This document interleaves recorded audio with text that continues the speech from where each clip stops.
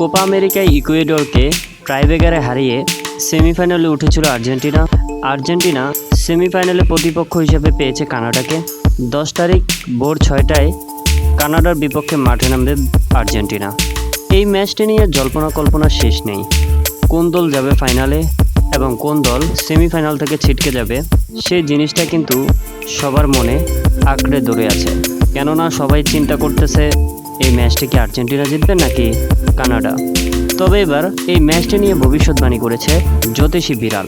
জ্যোতিষী বিড়ালের সামনে যখন দুই দেশের পতাকা রাখা হয় এবং পতাকার সামনে যখন খাবার রাখা হয় তখন জ্যোতিষী বিড়াল ওখান থেকে আর্জেন্টিনার খাবারটি খেয়েছে। তার মানে জ্যোতিষী বিড়াল কিন্তু বোঝাতে চাচ্ছে এটাই যে সেমিফাইনালে আর্জেন্টিনা জয় পাবে এবং তারা ফাইনালে চলে যাবে।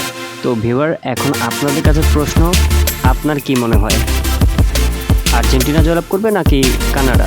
অবশ্যই কমেন্ট করে জানাতে পারেন। ধন্যবাদ।